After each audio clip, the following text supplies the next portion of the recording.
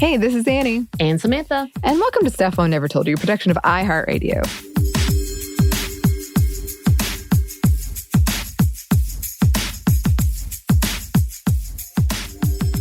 For today's Feminist Movie Friday, we're talking about the 2017 drama comedy crime film, which is a fun list of genres.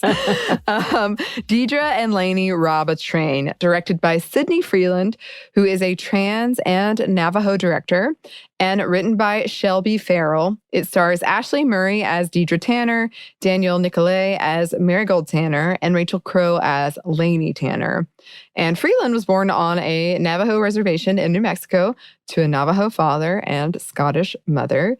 And if you haven't seen it yet, you can watch it on Netflix. It's really fun. I really enjoyed the music and the visuals. We were talking about that before, Samantha, that we both really enjoyed it. Yeah, so watching it, I was like, I get a little wary coming into teen dramas, especially when I know, oh no, they're already set up to fail, essentially, like the family, the background, what's happening. And I'm like, I don't like these stories. They make me feel feels. And as I've told you recently, for some reason, I'm really sensitive to everything right now.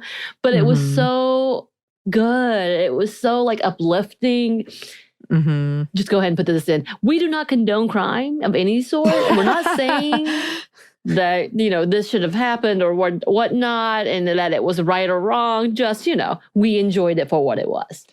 We did. I love that, like, you're imagining the headline the next day is going to be Sminty condones crime. I'm just saying there's too much of that past background, juvenile court and juvenile, like, at-risk teens. And I'm like, hey, no, don't do it. But I get it, but don't do it.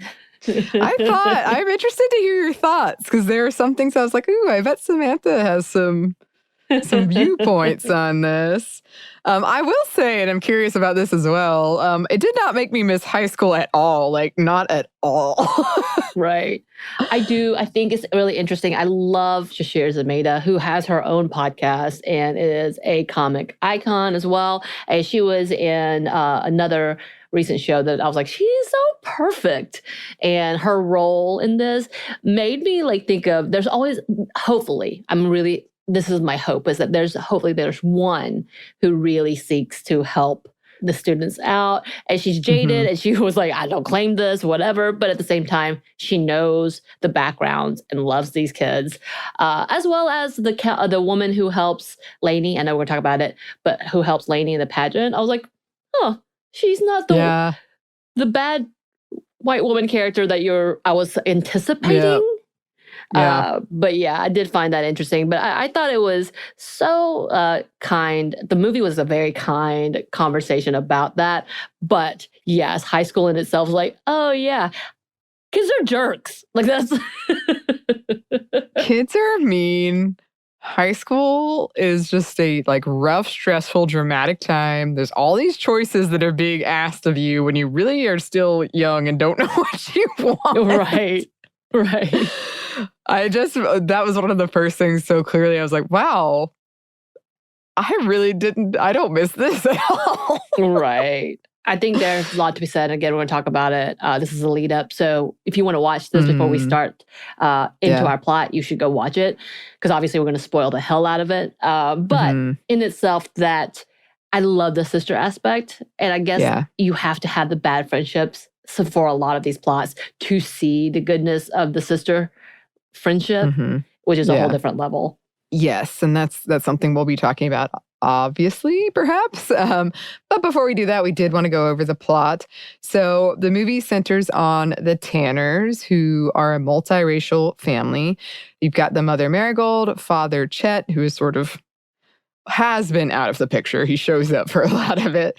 And then the children Deirdre, Laney, and Jet.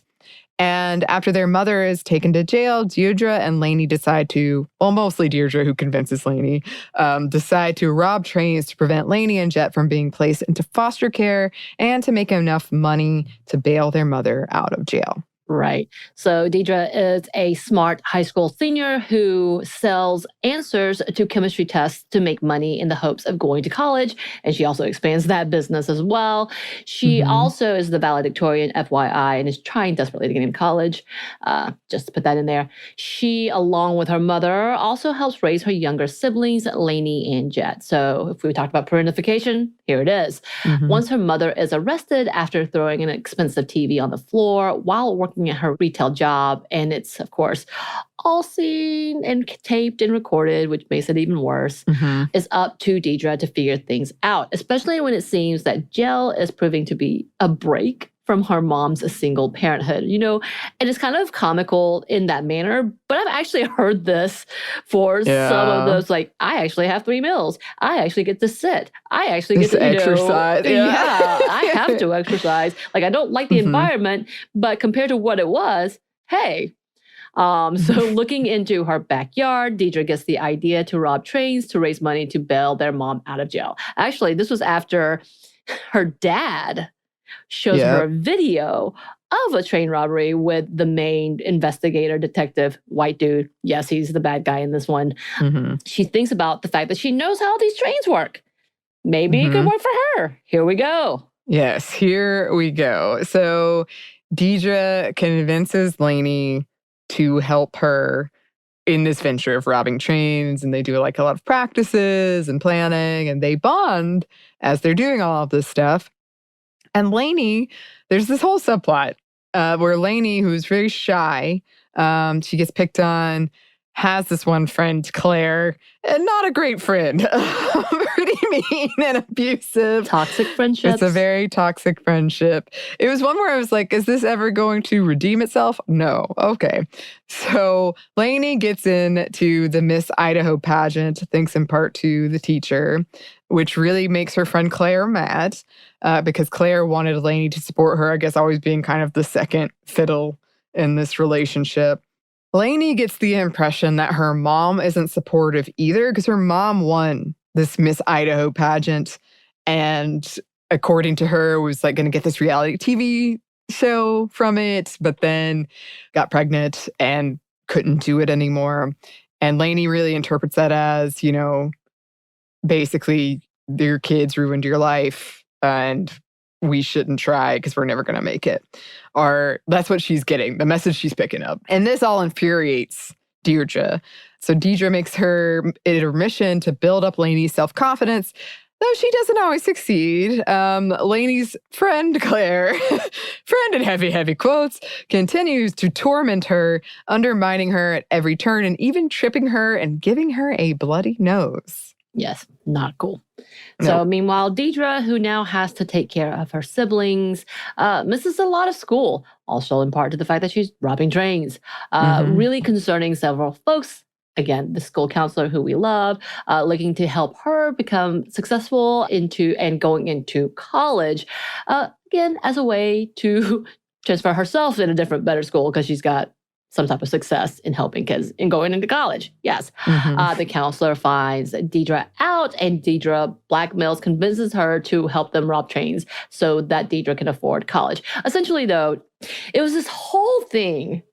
I love this movie too much, in which, yes, it kind of unfolds because they made a few mistakes, not realizing everything that they needed to do, even though quite a bit of the good planning, yes, as they're trying to figure out everything. Cop comes through, realizes, hey, it's teenage kids because they accidentally got caught, but you can't see their faces. All you see is the back of them. After realizing, hey, what is this?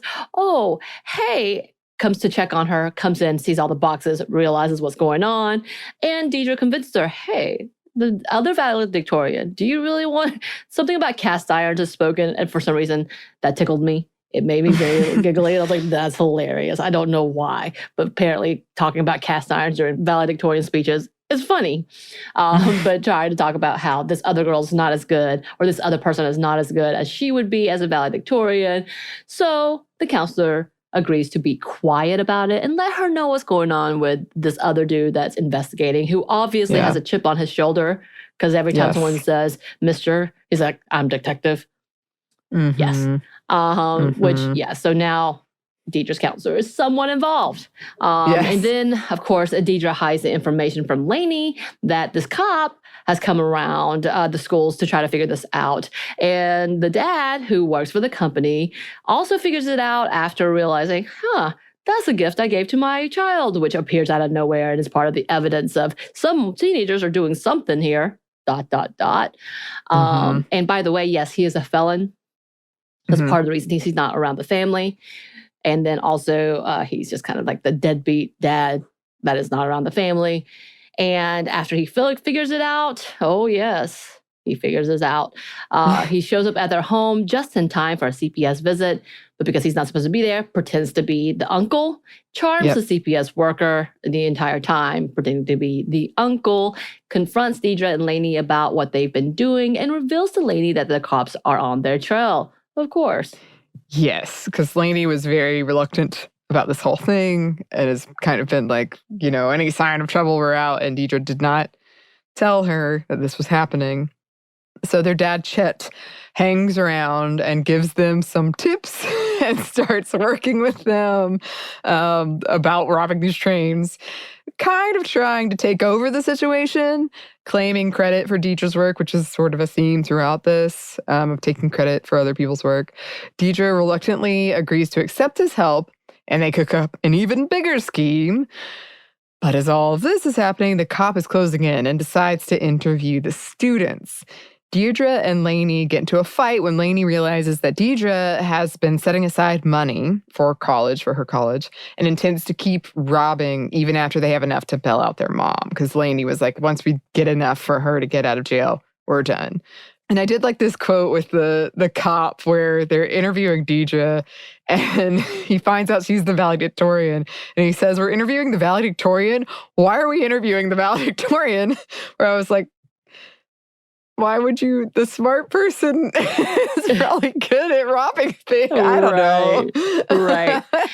So in all of this, it's obviously a small community, a very compact community, because the cop knows who they are. He's the one that tries to de-escalate the situation with the mother when she first got arrested. So it's an interesting, homey feel where they're trying to care for each other and truly understand what was happening. Maybe it's propaganda, I don't know, but it did feel nice to see that aspect of them caring for the people in their community.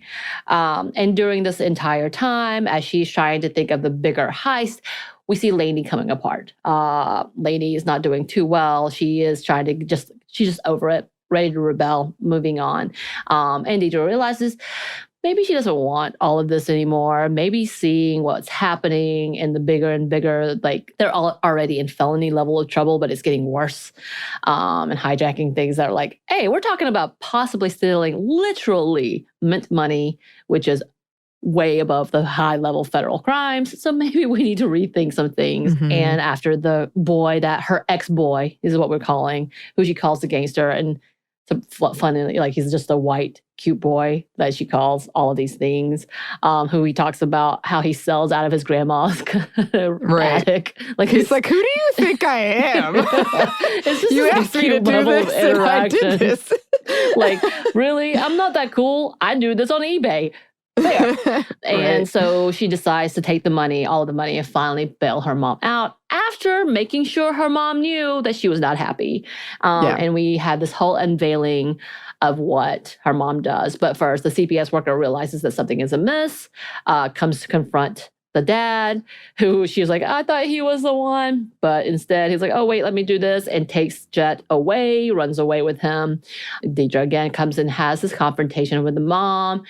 And the mom talks about what's happened. She had saved all this money for her college, was so proud of her, got into a really bad accident because she was so tired from working so much and therefore lost all of the money and then went into even more debt, there was a teenage pregnancy show that really just triggered her to the point that she had a breakdown and lost it, and to the point that the shop decided to charge her with terrorism on top of theft. So that had a federal consequence to that. So yeah, it was a whole thing, and it was like, oh. And by the way, the mom, I know her from playing a main character in Flash, and I love her character in Flash. Oh. Yeah. Yeah. Yeah. I thought that scene was really beautiful because until that point, it's not that you didn't, as the audience, have sympathy for the mom, but you're kind of like, What is happening? yeah, clearly your children need help. And she was just so like, yeah, I like it here. I'm good. Right. And then the scene was just really moving because it was the money she had made from the Miss Idaho pageant and she'd put it away. And this was her like explaining, like, I never regretted you. Everyone told me it was like a regret that I didn't get this reality show, but I was never a regret for me. And then just having this like montage of her coming home every day and checking the balance of how much money was in there, and she would just contribute to it no matter what. And being so tired and like coming home to fights or to just children who had wanted nothing to do with her. And, not that it's not painted in a way like the children were terrible. It's just what part of what Right. motherhood is. Right. But she being a single mom and being so tired, and that's why she got in the accident. And then to lose all of it after all that Right. time. It was really well shot and really, really beautiful, I thought. Yeah, the flashbacks, she did a great job because you kind of already knew the story. You'd already seen it played out, but the mom was always missing. So they would impose like the mother, where was the mother and here is the mother. Though she was in the background, or though she was tired, or though she was always there, but they just didn't see it from that perspective. So I thought that was beautifully shot. They did a great job with that. Yeah. And it was really sad sometimes because she'd come home and she'd be so happy. Like she'd be looking at how much money is in it and be so happy. And then she comes in and her children like are all fighting and she just like, forget it and deal with this. But yeah, I really liked that scene.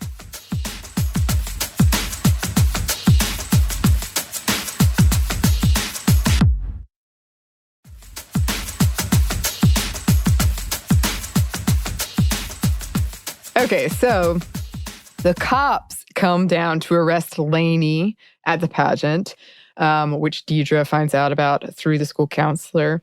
Laney gets in a fight with her friend, Claire, and Laney is arrested. Deidre reaches out to their dad for help, and the counselor and the local police officer work on getting Laney out. Deidre tries to provoke the train cop who has her record. And so Laney thinks that Deidre's trying to get arrested, but she escapes from the school counselor and the cop who helped her, joins Deidre, and she demands that they do this together. And Deidre reveals like she's planning on recording him, like sort of losing his and then getting him in trouble because he has this record. So they succeed in this. Deidre provokes him. Laney films it. But later, the cop, he's not willing to give up, and he takes Chet hostage. But their dad, Chet, shows up and punches the cop in the face to free him. And the whole thing gets recorded, and the cop is placed under arrest, and Deidre negotiates with the owner of the train company. Right. So in this, I think one thing we did forget to talk about is the dad who continues to say throughout, I'm a better father when I'm gone, when I'm not there. I'm just around if you need me. And it's obvious that he does love his children. Like, as bad as it seems, Freeland never really gets to the he's so toxic type of level. And he does run away, though. After taking Jet, coming to the pageant to support his daughter, he decides he's going to run away because that's what he does, arguing with the toy that his son, who obviously adores him, gave to him and to protect him. And he's arguing with like, but no, I'm a better father when I'm away, da-da-da. And then when Deidre reaches out, he comes back and he's like, it's my time. I can do this. So he does redeem himself to that certain point. But he also does tell them, hey, it's in your DNA to be a criminal, which is really sad to me in every way it could be.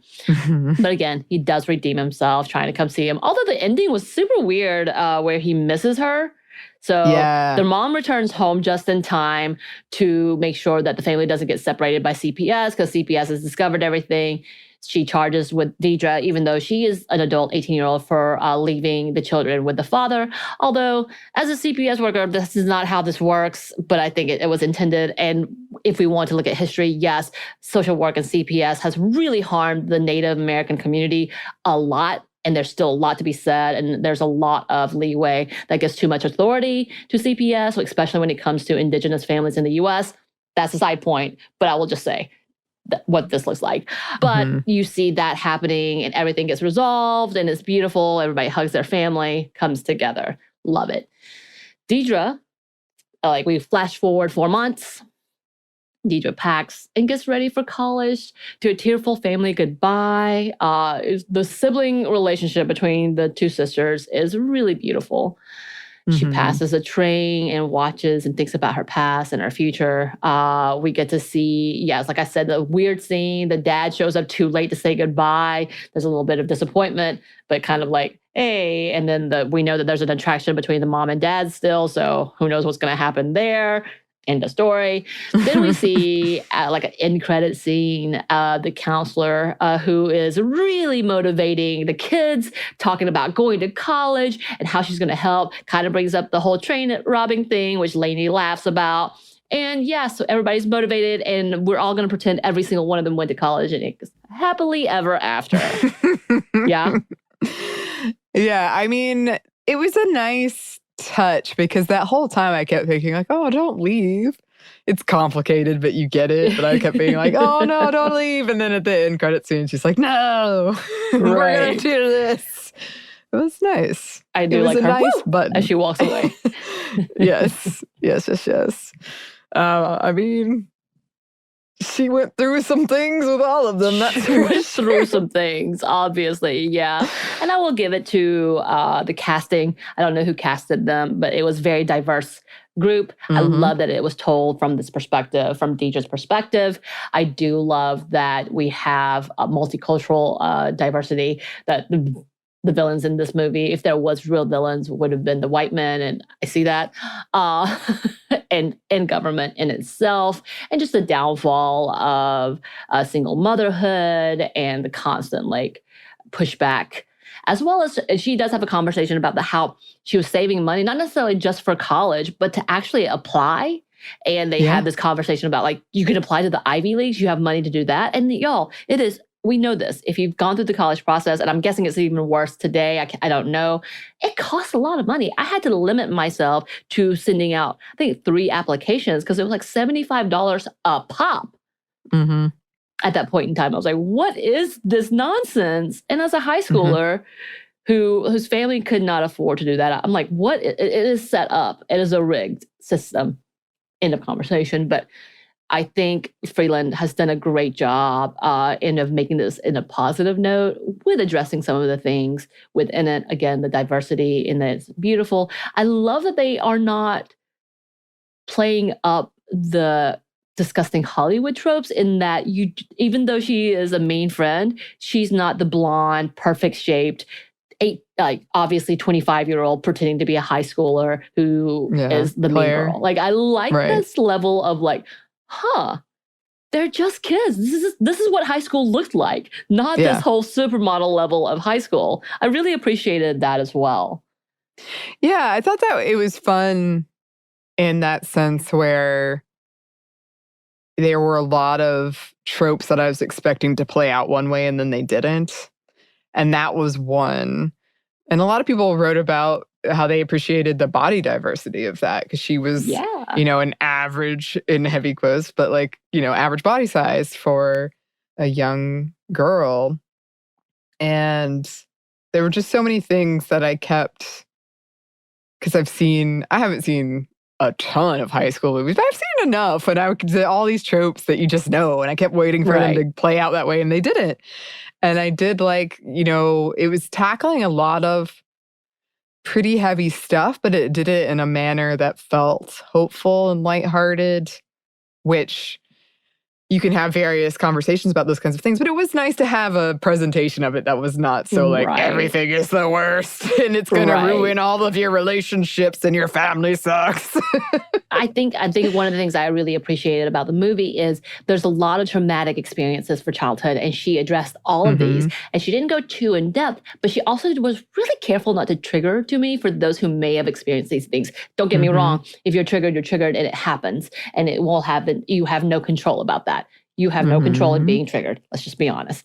We really wish you could, because I would like to be able to not have to, go through a moment of like complete breakdown when I'm eating a certain type of food. Where like, oh my God, I remember this from my past. That was not a good moment.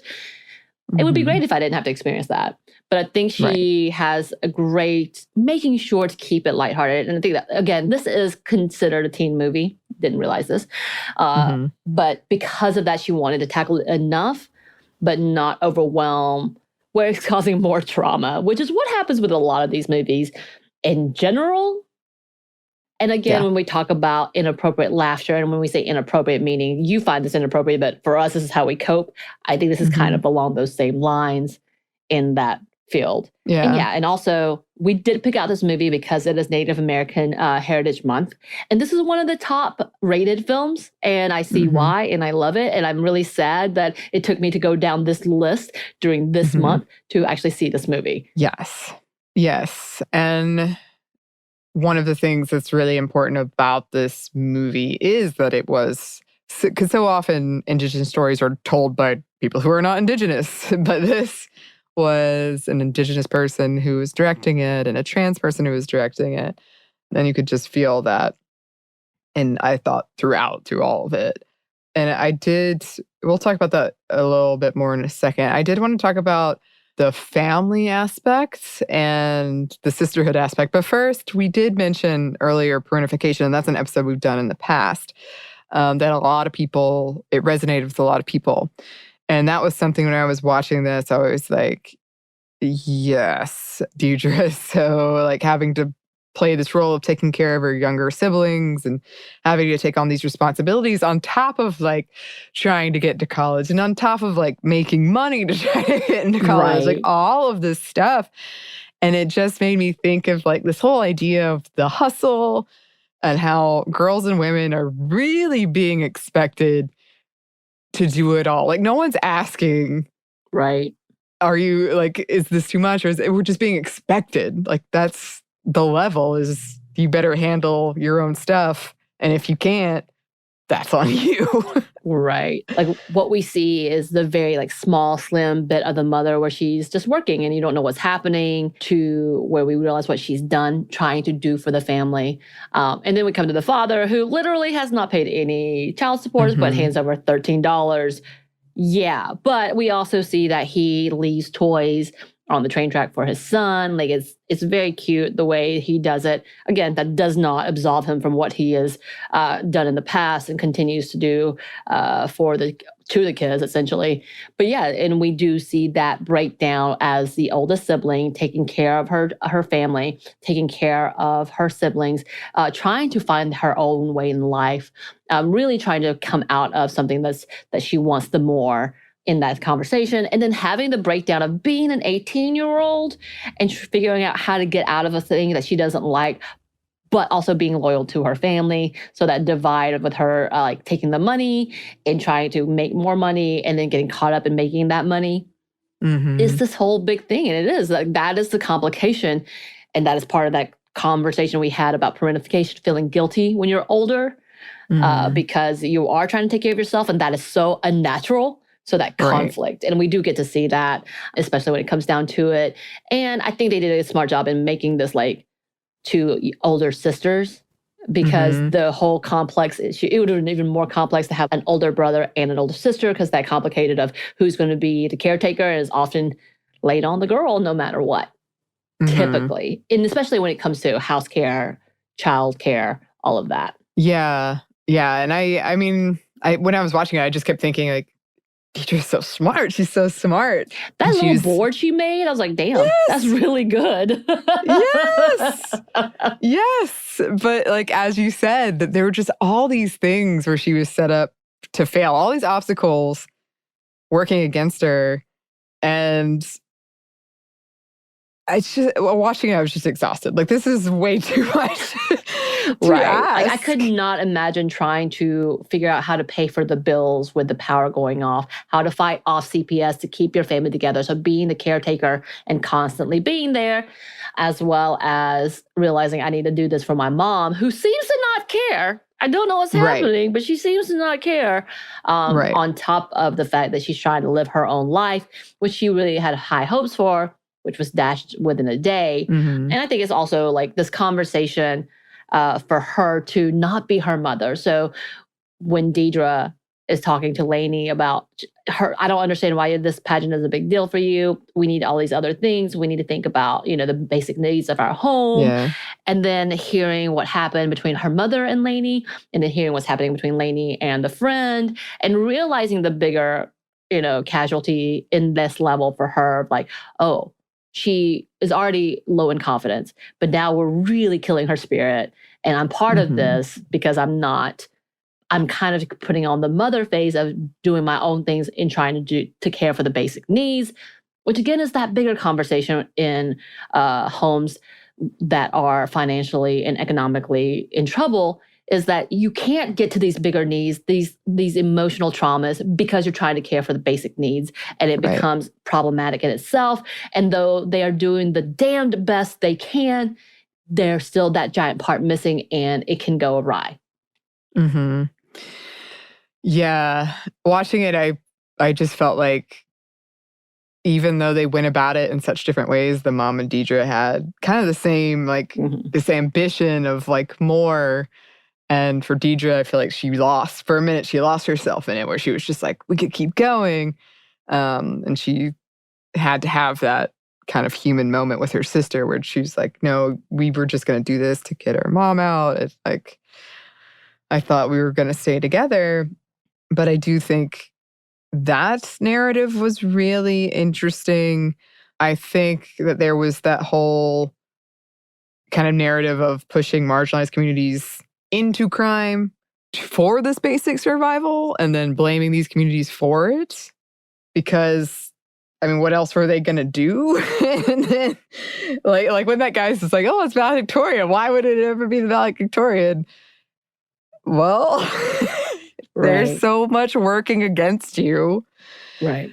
Then this is the option for you. And especially for children, for trying to keep their family together. I don't know. I just felt so... It made sense. Like, your options are so few, then rob a train. Right.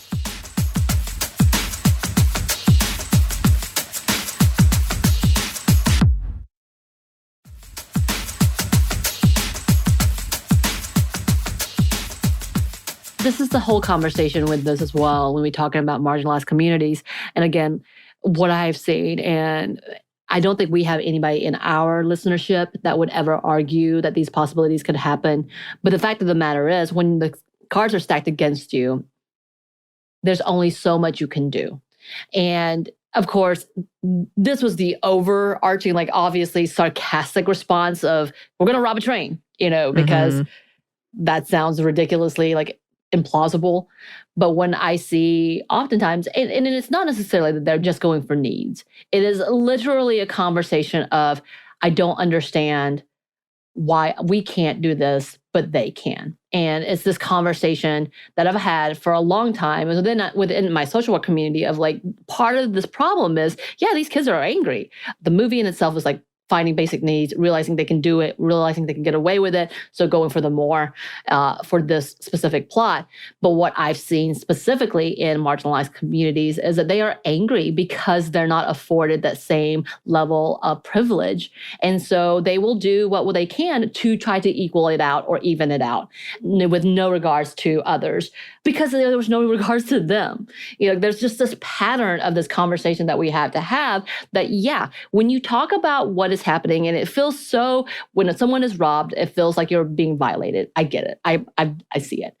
But when we talk about the underlying issues of some of the things that are being stolen are iPhones and silly things, but at the same time, it's but it's a luxury, but at the same time, it's a status. And there is also this conversation of how we are pitting our kids against each other when it comes to items like this, as well as the fact that people are tired of having to do the basic. I get tired of doing the basic, and I am fairly privileged. I get it. But as the person who was doing 3 jobs at one point in time, I was really wishing I could have been that one person who was like, man, where's my uncle? Where's my dead uncle who's going to give me $100,000 because he's dead now? I really wish I could have had that one. But the fact of the matter is, I don't want anyone to die. But all of that to say is that there is that level of you have a whole level of privilege when things are not equal. And then because it's not equal, you're not able to meet the equity that needs to happen in order for things to be balanced out, because equal no longer becomes the even playing field. It just means you're handed some more and hope you can be okay. Yeah. Again, bigger conversation. We're making this a really big thing. And I get really heated about it. I know I do. But there's this conversation of, yes, we are creating and fostering a community and an environment that says this is your only option. Yep. Good luck with it. Yeah. Survive. Yeah. And I mean, this was like we said, a lighthearted movie. And I think that there are considerations to keep in mind. But the way it was, I think it was beautiful, and it presented all these issues in a way that didn't feel so like upsetting. But at the end, when they were like confronting the cop and recording him, I was like, this could go really terribly. Right. Like, I was scared because of our real world issues and how that could have gone. And I kept thinking, these kids did this because they thought they had to. Mm-hmm. And then they could have died for it. Right. Yeah. So, I found that interesting with the fact that, again, I think it also equates to the one with a superiority complex really needing to solve a crime and gave no care to who it was affecting. And when he makes the statement of it doesn't matter. All I need is that arrest, which is, it's an implication to, that's the belief of a lot of law and order. And that's part of the problem as well, which is also when we talk about the loss of life in general. And then talking about, well, they shouldn't have done these things. But no matter what they did, they didn't deserve to die. They didn't deserve that. What is happening? And it's kind of that same lines of, I assume you're a bad person because people in your life are bad people. Or whatever the situation may have been, the system is corrupt. So therefore, I will use my assumptions on you, and that will be law. That will be the end statement. And I think, again, they did play this out well. As well as the fact that, like, I feel like, I don't know about you, when Deidre walks away from the white cop looks really confused. And she looks like she feels guilty for ruining his job. I don't know if that's the case, but she has a weird look. It's not satisfaction. The face is not satisfaction. My first take was it was like confusion. Like, she didn't know how to feel. Yeah. But it wasn't satisfaction. It was definitely more of a mess of emotions, I think. Like, again, having to do what she had to do. Ooh. And then I did want to briefly touch on, we've talked a little bit about single motherhood throughout this, but I do think I appreciated the way this movie presented the complexities of that. Like, you had the parentification aspect, but you also saw the mother's side and you understood it. Like, doing what she had to do. Doing the best she could. A lot of things in the system set up against her. But, it's just, when you see that scene when she finally is like, no, I was saving up for this. And you just thought, wow, even in this little montage, I'm exhausted for you. Like, it's so much that is being put on her and getting... It's just constant having to fight and having to work and having to do all this stuff and being tired. It's kind of the vibe I got. I think it's an interesting concept to be able to see the main point of view for the siblings. So it's setting up for Deidre and her sister as the main characters.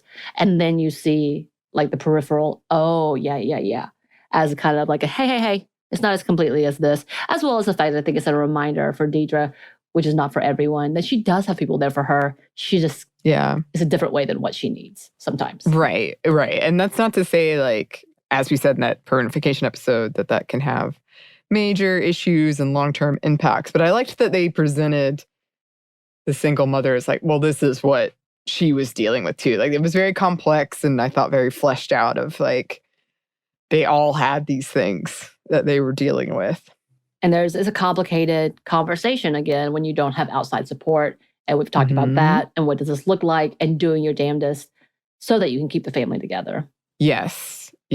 And speaking of, I mean, one of the most beautiful aspects that we've been talking about, it was this bond of the sisters throughout the movie and seeing it grow. And I did really love how we got to see them kind of like be happy with each other and build each other up. And then they'd have these fights. And it was really nice to see them like make up from the fights as well. Like, right. It was always a pretty like, oh no, I've done wrong. I want to make up for it. Which again, yeah, like these are teen kind of comedy drama movies.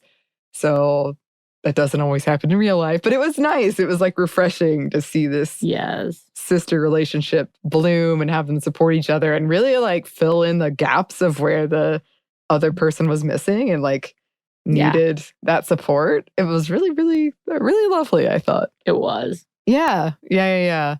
Definitely the heart of the movie, I would say, though. I feel like the mother at that end, that was good. That was good. And then, yes, representation, as we said, it was refreshing also to see an Indigenous story that was told from an Indigenous voice, because that doesn't happen often enough. Right. And I did think that was interesting as well, because there was a theme, as I said, throughout the movie of taking credit for other people's work and what other people have done. And I thought that was pretty fascinating, because that has been what has happened a lot when it comes in terms of these Indigenous stories and who is making them and who's getting the credit for them. But you see like Deidra and Laney be like, no, you're taking credit for what I've done. You're taking credit for all the work that I've put into something. And I was like, yeah. Right. Mm-hmm. I think they did. Again, we talked about how the school like really looked like an actual, what I would have thought of as a high school, what I saw as a high schooler, instead of the glam squad that was like territorially around. I definitely had a friend like Claire. Definitely did. Not to that extreme, but boo, like trying to like gaslight me, and so that I can be her, hype girl essentially, and never really being the center of anything. Right. Did have a friend like that. Wasn't lovely. It wasn't in high school though. It was more middle school. But like seeing that as a representation. But yeah, I think like having those kind of like looks and seeing what was happening with that, it was good to see in that level. Like not necessarily like I don't want everybody to be like, high school's awful, but essentially like the actual look of the high school, they actually use real people, what you would see instead of this glam looking squad. And yeah, like everybody being represented well and like the diversity throughout. So it was nice to see that on top of. Yeah. Yeah. And I think plenty of storylines, like I said, they didn't go how I thought, and they kind of resolved in a way that felt more realistic in comparison to these high school films, glam films that you're talking about, where I was like, yeah, you'd get in a fight at the pageant. That seems about right. Yeah, and I did appreciate that as well, and I thought it was a pretty accurate depiction of high school in a lot of ways. And it was interesting to see Laney, like she's struggling with this self-confidence and like being in this pageant and kind of figuring out like her personality through that, or at least the personality like she'd been too afraid to perhaps show in front of people. And I did want to touch on too, before we finish up here, I think that shame was a big theme throughout this, of where you live and where you go to school and where you work and what you can afford and like what money offers you. And I just thought that was pretty powerful. Like throughout it, like I feel like there were a lot of things in the family they didn't share because of shame, because they were ashamed. Like the mom was ashamed of what she felt was like too little she could offer. And Deidre was kind of ashamed because she wanted to go into this, big college or nice college and get out of where she was. What she wrote on her like application, like anywhere 200 miles from here or something. Like just a lot of this shame and how it kept a lot of the characters quiet about things that, if they hadn't felt shame of it, and then they could have talked about it, and then maybe they wouldn't have had these issues. But it's also like the shame is a lot of societal stuff. Like it's not on them that they felt it. Right. Well, I mean, we definitely touch on a little bit. Again, they don't go too deep, but like about mental health with the mother having a breakdown and what that looked like. And we didn't know exactly why. And honestly, when you first meet the mom, you really think there may be a psychiatric level of needs that we don't understand, they're not going to talk about, but we see what that goes through. And then the shame that Laney is called out for her mom's actions at one point in time, Laney being shy and really trying to find any confidence whatsoever to be seen in general. Again, she talks about how she just doesn't know anything. She's not good at anything. You have the teacher trying to encourage her. I will say, I feel like that was the biggest fantasy level, that everybody in the school was supportive of them. I was like, we know that's not always true, especially of those who are in the marginalized community. But I do love that I wish it was a thing. Right. Yeah. But yeah, we both really enjoyed this movie. We recommend it. If you have Netflix, it's on there. It's a nice, it's a fun watch. It's not that long if you're looking for something. Long. Yeah. It's not trauma induced. Like you can sit and enjoy it and laugh. Like it's a thing. And then just have a moment. You do have a little bit of willing suspension of disbelief. You gotta go there a little bit. Like I said, I guess I'm too caught up in that world. I'm like, that's not how it would have turned out. No, for sure. There were moments where I was like, oh no. But that's true with a lot of the things we watch. But that doesn't make it any less as good as it is. Like we would 10/10 recommend. Yes. Go check it out. And then let us know your thoughts and also what movie should we watch next.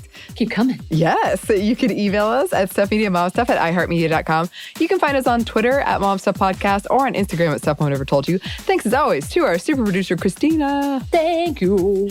And thanks to you for listening. Stuff Mom Never Told You is a production of iHeartRadio. For more podcasts from iHeartRadio, visit the iHeartRadio app, Apple Podcasts, or wherever you listen to your favorite shows.